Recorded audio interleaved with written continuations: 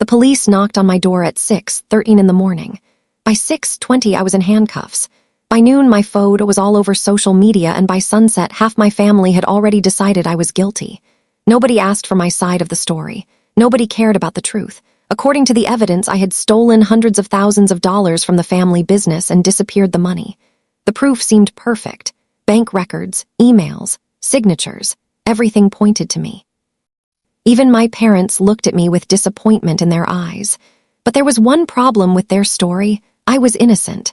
Someone had spent months building a trap designed to destroy my life. And when I finally discovered who was behind it, the betrayal was worse than the crime itself. The person who framed me wasn't a stranger. It was my own brother. My name is Madison. I'm 31 years old, and I live in Nashville, Tennessee. My family owned a successful construction company that my grandfather had started decades ago. I worked there for nearly 8 years as the financial manager. I loved the business and took pride in helping it grow. My older brother, Ryan, worked there too, but unlike me, he hated responsibility.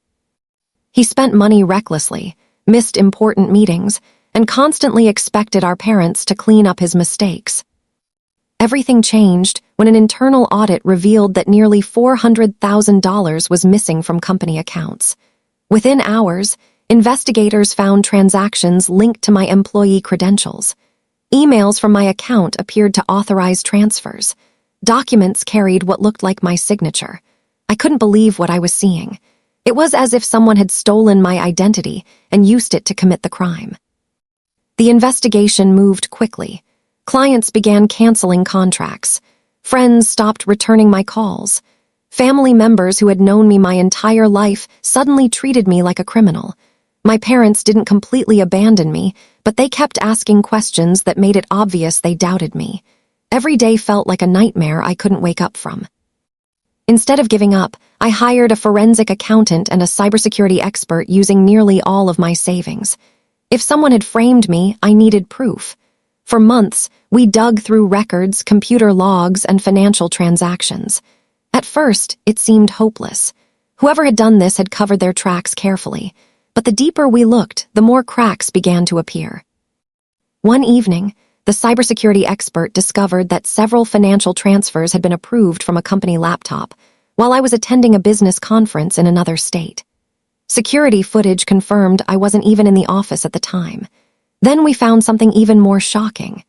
The access logs showed someone had repeatedly used Ryan's office computer to enter restricted financial systems just minutes before key transactions occurred. The evidence started piling up. Hidden bank records revealed that money from the missing funds had been funneled through multiple accounts before ending up in shell companies secretly controlled by Ryan.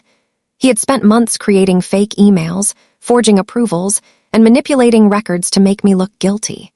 His plan was simple: blame me, remove me from the company, and position himself as the only remaining heir to the business. When the truth finally came out, it exploded through our family like a bomb. Investigators reopened the case and reviewed the new evidence. Ryan was confronted with documents, digital records, and financial trails he couldn't explain away. The same relatives who had condemned me now sat in stunned silence as the full story emerged.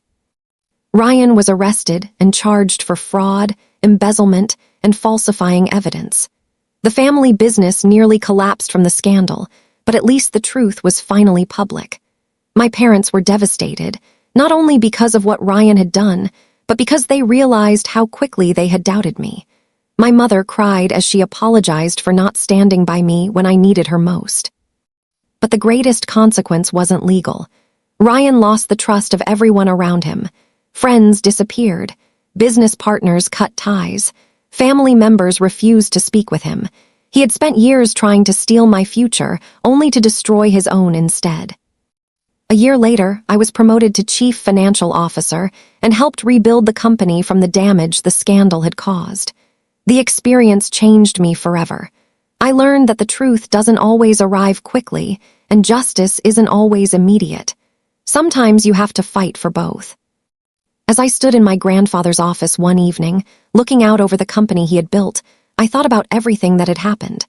My brother had framed me for a crime I didn't commit, hoping to take everything from me. In the end, The truth did what revenge never could. It exposed every lie, revealed every betrayal, and destroyed the life he had built on deception.